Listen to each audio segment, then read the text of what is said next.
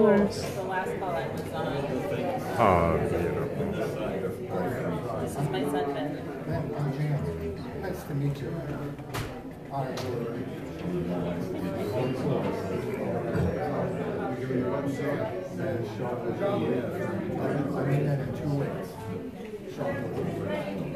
Okay, hi everyone. We're here in Washington, D.C. At the Peace Congress to End U.S. Wars at Home and Abroad. Broadcasting live out here. If you're in Washington right now, we're over at the Capitol Hill Presbyterian Church, which is at 201 4th Street Southeast. It's the corner of 4th Street and Independence. Basically, I'm just bringing the stream up early, just so I can go ahead and make sure that everything is working okay. They're going to be getting started probably in about 10-15 minutes.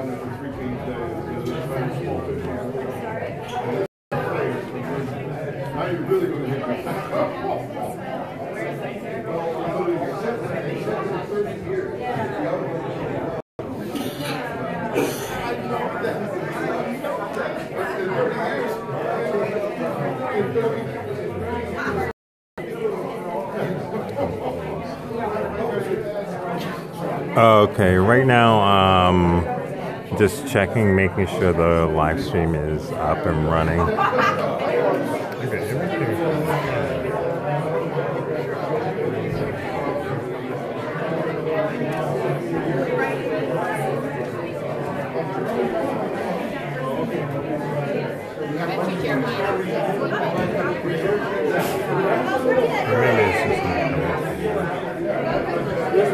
Okay, everyone. Yeah, I'm doing a few tests with this right now.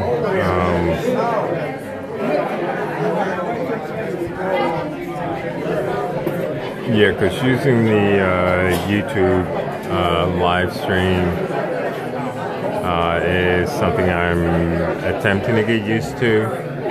My worst case scenario is my default as usual, which is going to Facebook Live. But I'm going to try and stick with this, but I keep getting an error. But I'm going to go ahead and check. Actually,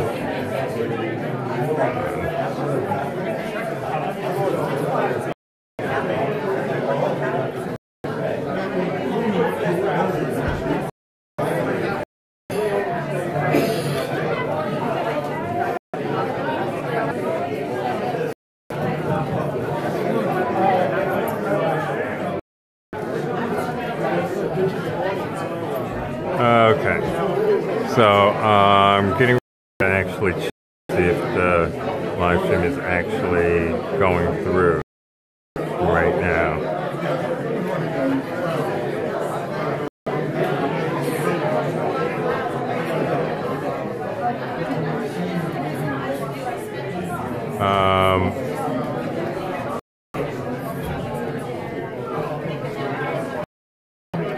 Okay, what I can see is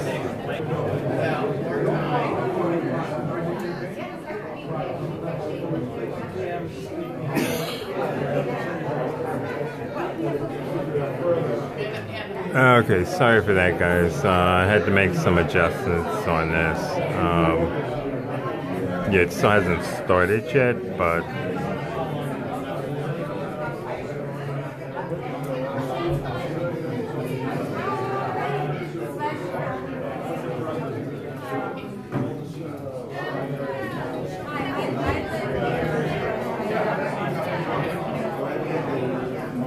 Sorry, can I walk in front of oh you? no, it's okay.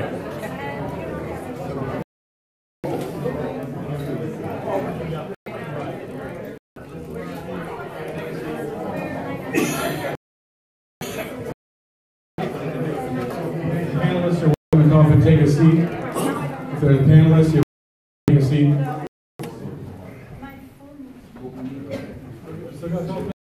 Don't have to get quiet right away. We still got a couple more minutes. You can finish your conversation.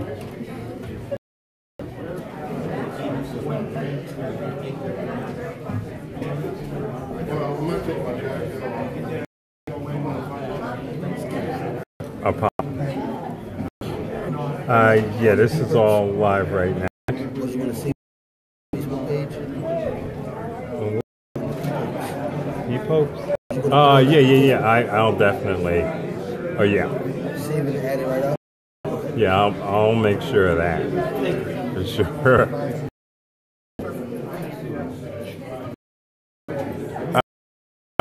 Just a heads up for everyone.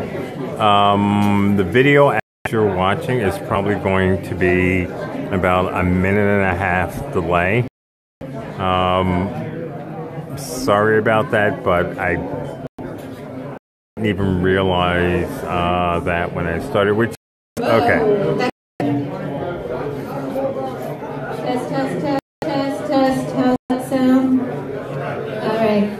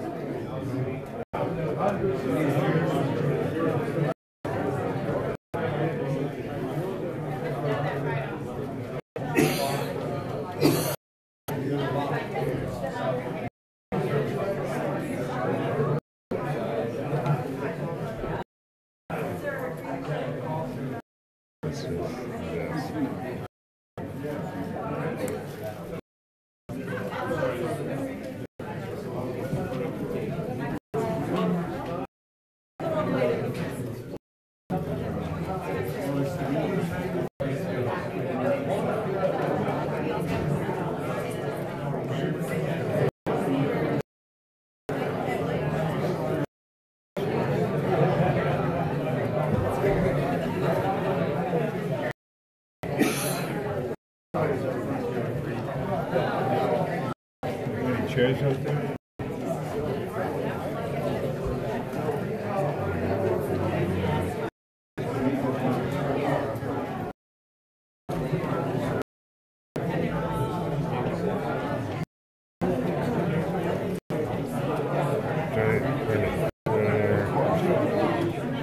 End your conversations.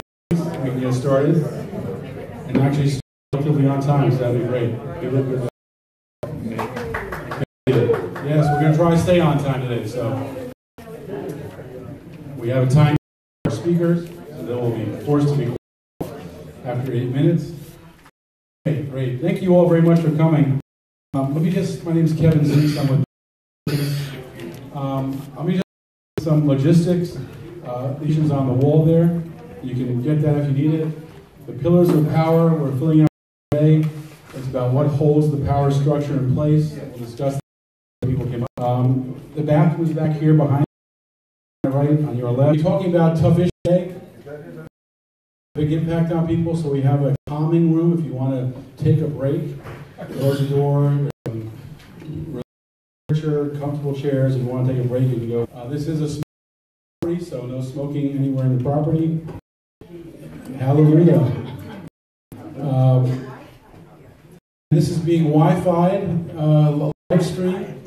live stream. So on your phone or computer, you can connect to the live stream at .com/popular resistance.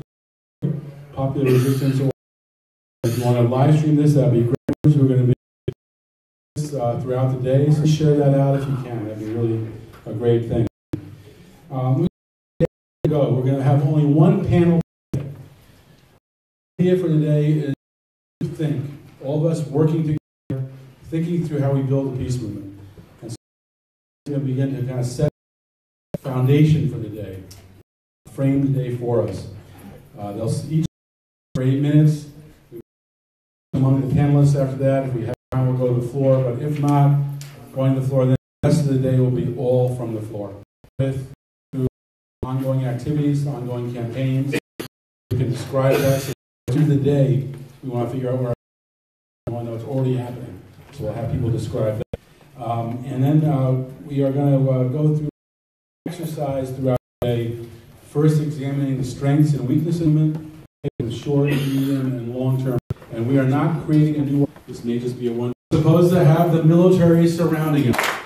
The reason kind of use of the military, even inside of the charge, he says, okay, we won, let's go home. Instead of Lombardo from UNAC, tens of thousands of people within the day for your work. And so please welcome Joe to give us a... How does this work? So I've been around doing it for a long time. I was in college, organized against the visas we're in now, for us to organize. It was in the very beginning called One That War, that reflected in the music, and on the helmets, the Black Liberation officer would say, and war. War brought people trying to get away, that they called the Vietnam since Vietnam again. They didn't understand why. And it was 11 before they were, and they went into February 15th. The law. There were about 500,000 people in San Francisco. There were in Tokyo. There were millions of coordinated demonstrations in Antarctica, where there were research stations to two super states. Now there was the United States world. These demonstrations was a good mass sentiment had to be something, or Syria or Yemen in trouble. I say that because Trump obviously bull, because so much of our economy is based upon selling weapons over all of these countries. Mobilized the military and brought them where there be people. Our system could not support that kind of thing, and so every area of immigrants, union, and things as a secondary threat.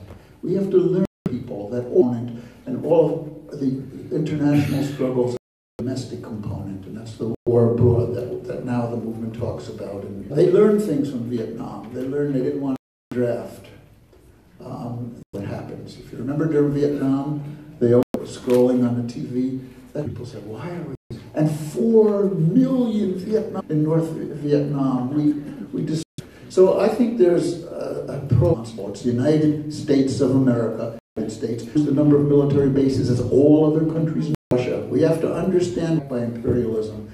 The conference on military bases is extremely important, and all together we have to put together away some of the guys in a coalition, these groups together. Everybody's upset about, but you know, the wars at home and we have to fight a strong movement.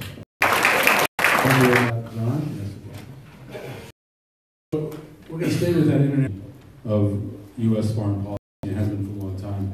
Our next speaker, Bernadette Ellorin, works on this issue of the national spokesperson of the U.S. chapter BAYAN. BAYAN.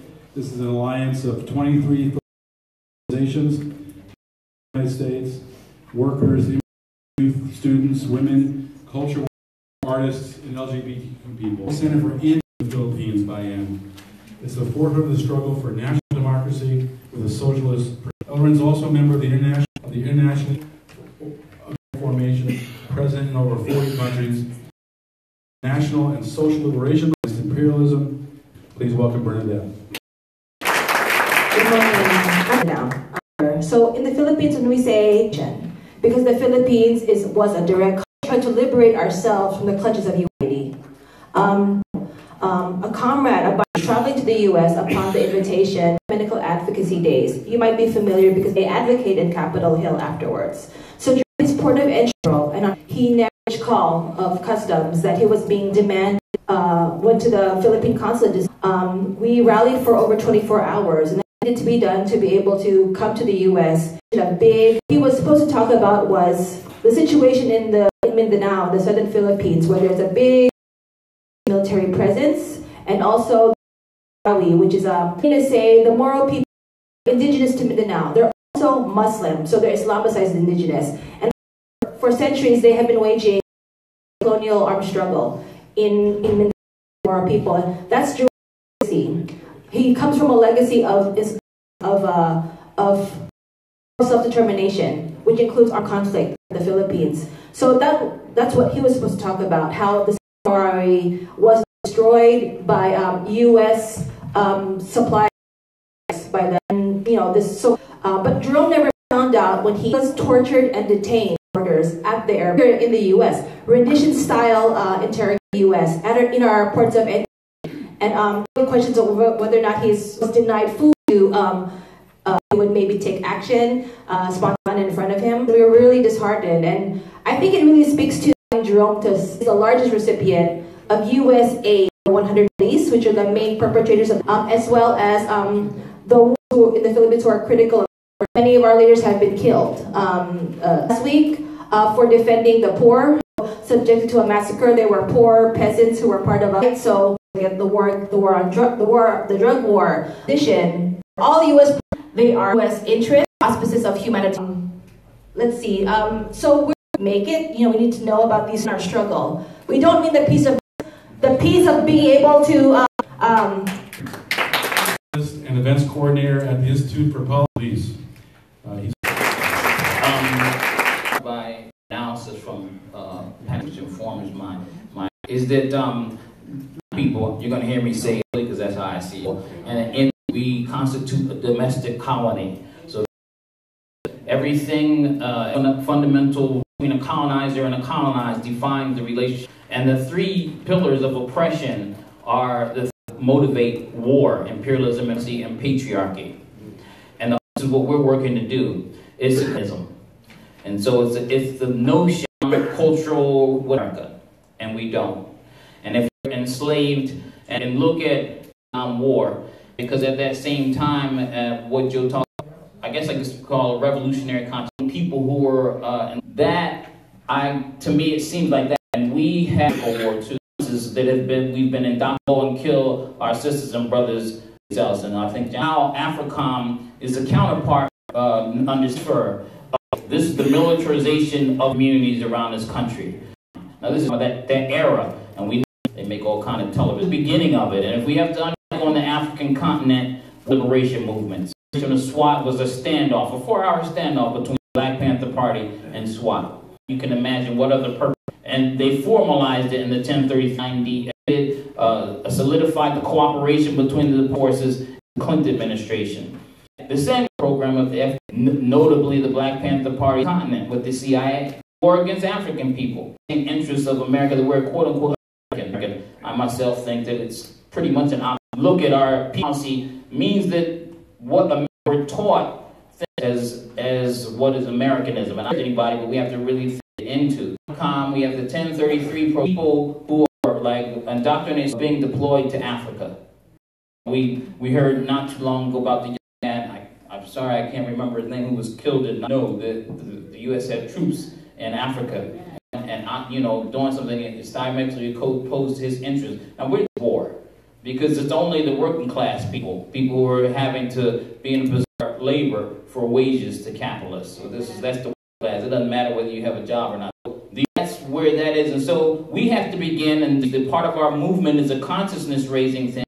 Of that emerged and the police assault on us, and that's kind of diminishing, but we want to revitalize that, sophisticated, so that we're connecting and militarization community, the total anti-peace, anti-war, anti-imperialism, and war. And there's war, people think of that as a globalizing of international finance, capital, and whatnot. But we have to wage this ideological battle as well, and raising the are not just when we're mobilizing on the street, not just against what the police are doing to us locally, but linking the movements to demilitarize.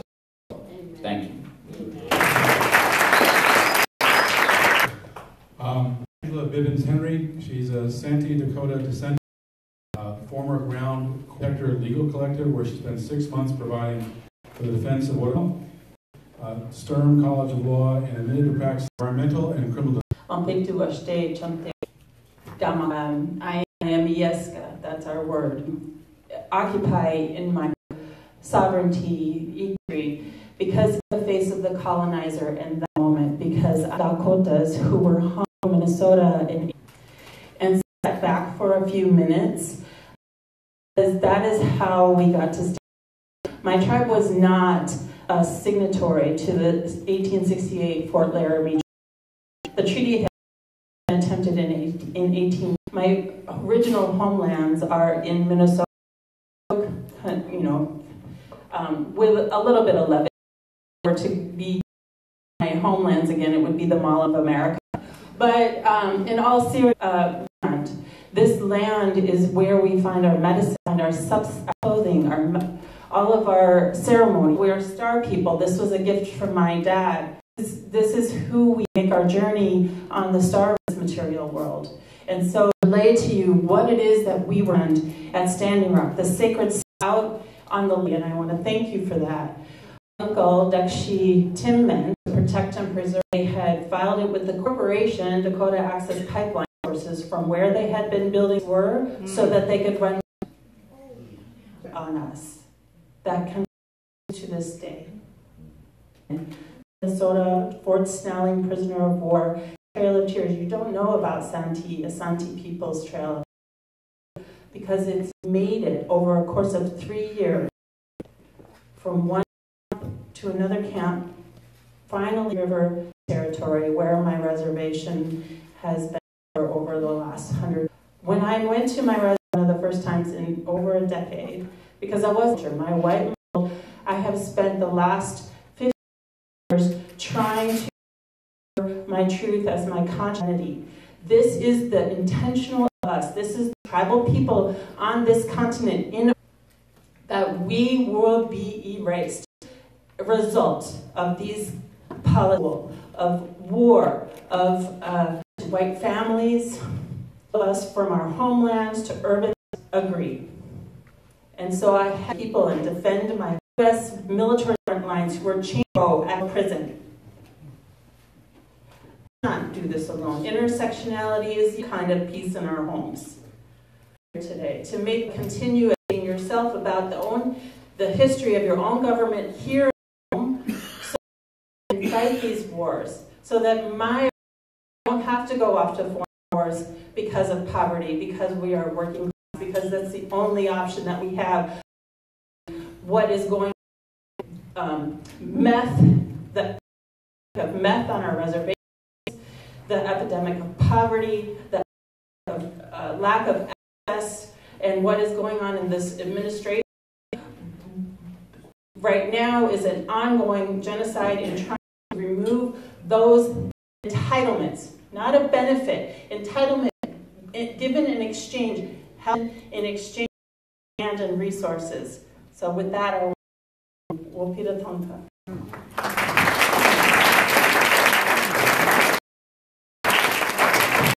Thank you so much. Thank you so much. Our next speaker, Honkala, drove down from Philadelphia this morning with her crew. She's a longtime co-founder of the Kensington Welfare Rights Union and co-founder of the National Coordinator for the People's Economic Human Rights Campaign. She ran for vice president in 2012 with Joe Stein and has run for other offices. She's organized numerous protests, marches, demonstrations, in 10 cities, and she's taken over abandoned buildings. She fights for against foreclosures, evictions, and homelessness. In the course of all these activities, Cheri begins more than welcome Cheri Honkala. Hey, I'm Minnesota. I want to start off. I only have like 8 minutes. A whole lot to say. And I'm standing up. I'll stand up anyway. I had 2 major surgeries and a lot of love to people that sent me a lot of love. Because it's and I would say his name. Okay, the name's over with now. And Bruce, Pastor Keith. Okay, pass out the graphics to each side of the room while I got my 8 minutes. Because I think that when we talk about the war at home, it's really important. Photographs of Brazil, parts of the world. This is North Philly, where we bulk of our work. And what they are is they're homeless encampments and stuff where people are living outside. So I'm going to say a couple things about why I'm so dysfunctional and why I have the attitude problem that I have. Is one, I'm from Minnesota.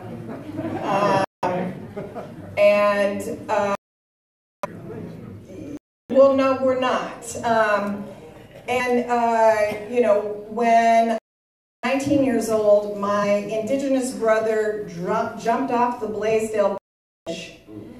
And most of you maybe you don't know me, but when I was a little girl, 9 different institutions before I was 16 out like problem. And I'm not proud to say, most of the time, all the things that's happening right now in this country is children.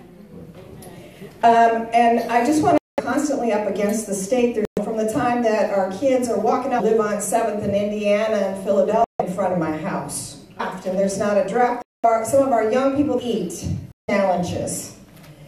And right now we're like to travel with and that are in leadership are also, both Galen, Pastor Keith, things like strategy and how we're going to poor people's to combat the things that we're dealing with. I'm talking abstractly, it's very, very,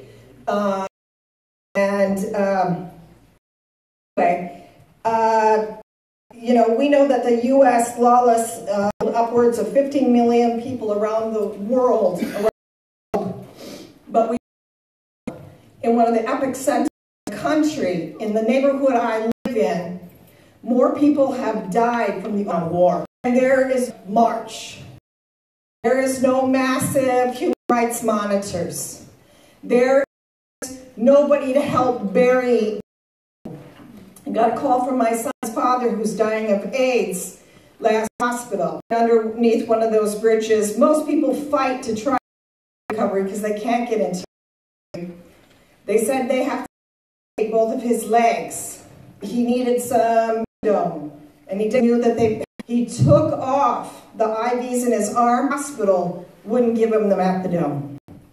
These are the kinds of things our children have to deal with on a weekly basis. Kid, it's just a regular thing. If you're in Kensington, you hear ambulance all the time. Ambulance. And it's like a regular thing. You carry some narcotic compartments of life. one of Galen's best friends, OD'd last week, and he attended the funeral. So these are having to deal with on a rhythm in terms of peace movement. They need to become an integral part of the peace movement, and that change the color of the room. Resistance.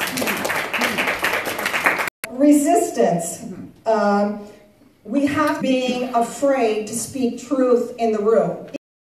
As Cheri Honkala would, you're not a team player, but you need to call it resistance. This idea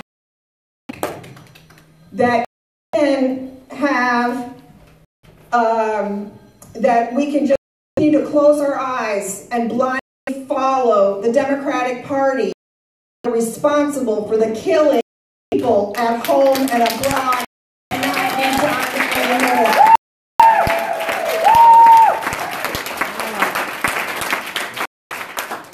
So we need to dare to and not say the popular thing. Popular, I don't know, blue ripple, because it's safe when only stirred with all the damn money that made it around the country to make sure that they did get registered. Progressives have aligned themselves with organizations around every and we need to be able to say no, to begin to say, hi, how are you? What organization are you from? And get your money. So I'll end this with who we are and what we're transforming the poor people. You'll see the pastor. We're going to be, and the badges for humanity. And our goal is ability to live and survive is not up for negotiation. So whether it means reclaiming housing, land, you name it, to live, and we're going to survive this thing. April 4th, consequences of all jail, really dangerous stuff. April 4th, I begin a week-long trial. No, April 4th, I begin a week trial here because Washington, D.C. and over housing and urban development, to drop the charges with trial the week of our main agent, the thousands of people needing housing. That's he's a veteran of the U.S. Black Liberation Movement. He recognized activist, organizer, political analyst of domestic and political issues. Baraka was the vice presidential candidate for the Party in 2016. He's an editor and guest for Black Ajamu and contributes a number of other independent media outlets. The national organizer for the Black Alliance for Peace and a member of the UNAG, as well as the Coalition to Close U.S., which is planning to close U.S. and scheduled for Ireland next week. Please welcome Baraka.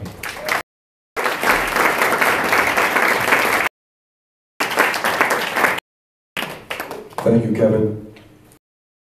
All of you for this morning for this very important conference. I made this very short presentation reminding us of why we are here, and I'm going to stand up also. Everybody. I greet you by saying all power to the people. All power to the people. Our responsibility here this morning, our responsibility is to build a movement to shift power from the oppressors to the people. Amen. Yeah. That is the purpose of this. That is the objective of the movement that we have and expand. This gathering today is part of that process, and I'm to be a part of it.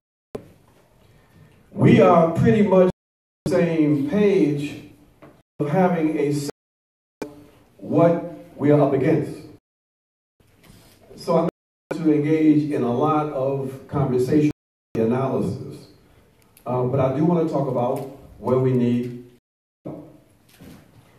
By first going back and looking at the context that Joe and Netfa and others have talked about in between the last time we had a vigorous anti-war, anti-imperialist in the 1960s and early 70s, and today. Now, that's important to make the comparison because one of the reasons to explain relative support that we saw from most of the country, initial stages of the Vietnam conflict in the 1960s, is very similar to why we see the relative silence among the majority of people today in face of an aggressive and clear agenda by both parties. And I would say that what explains that is this. The post-war, that is right after the Second Imperial War, referred to as the Second War, the first major military adventure was in what nation? Korea. Who was the president? Truman. And what? A Democrat. 1960s. Or the taking over of the that suffered in Vietnam. Who was in power as the U.S. military began to expand its presence in Vietnam? John F. Kennedy. What party? The Democrat. What we have seen, my friends, is that one of the consequences of the in this country has been that the people supported U.S. aggression, and they have often supported U.S. aggression and U.S. imperialism. We've had this political cover provided by Democrats. Such a strange phenomenon that people, and you talk about what aggressive, what party is, and 8 times out of 10 people will identify the Republicans. It's been basically the Democrats as also the party. What that means is that we have to pay this distortion. As Cheri was saying, we have to be the ones to consistently speak truth to people, to be the ones that will be unpopular in the with our friends who are Democrat Party supporters, who are confused about the and the role of the Democrat Party. We have to be the ones to remind people of the reality of the bipartisan of permanent war. We have to be the ones to do that. We have to be the ones to remind people that what we are looking at when we look at this issue of permanent war, the war is in fact a class issue. For being called on to go off and to fight and to die are and the poor in this country. And who are they fighting against? Working class, the oppressed, the poor of other. That's why in the Black Lives we are absolutely clear. We say working class or poor people in defense of the capitalist oligarchy. We're clear about that.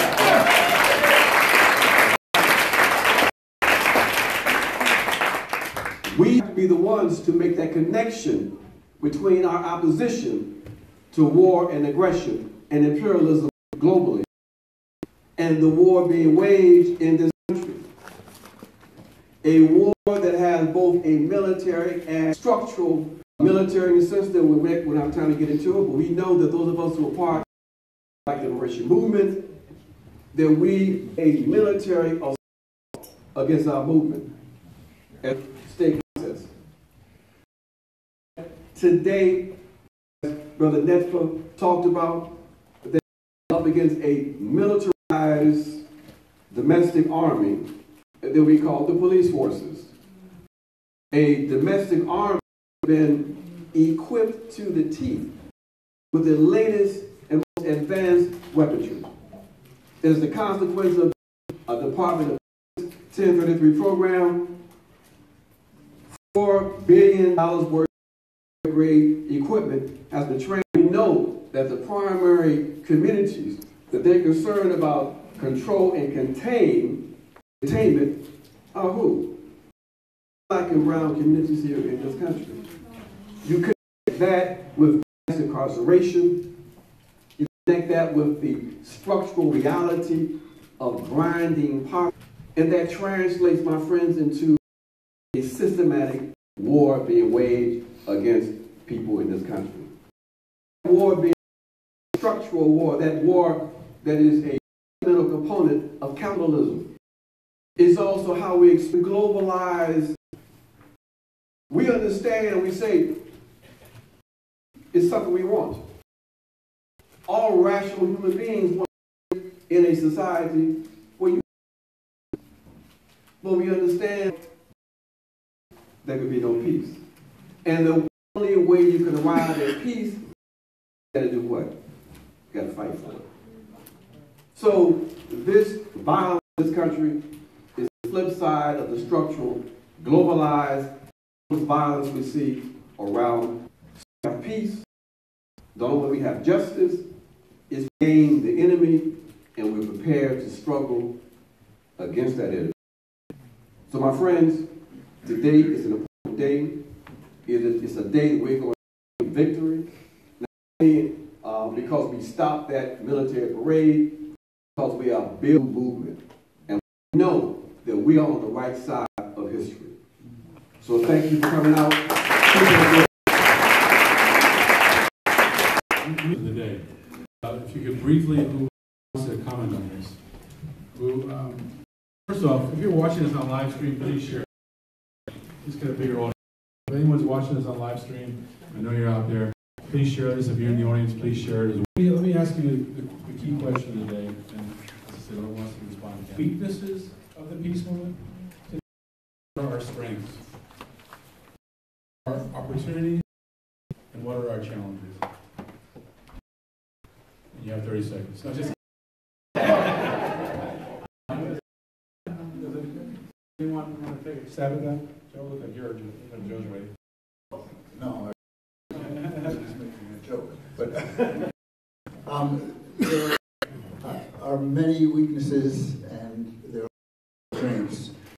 Strength is I agree with what a panelist said about Republicans, bipartisan war. The Democrats today are to the right of the Republicans on a question of war. They don't want North Korea. They don't talk to Russia. And the attacks they do on these countries are building a case for about the possibility of nuclear war. So that is a very big problem. But what they do are against the interest of the vast majority of people in the country. Majority, no amount of money or land in our way. Because if we were really organized to operate, or strengthen their interest and continues to bust that bubble. So we must get one of them. Part of it is a break, as I said, between the anti-war movement, which was very useful in the Vietnam War, and our next piece of the anti-war movement. That was also, and we live in a country where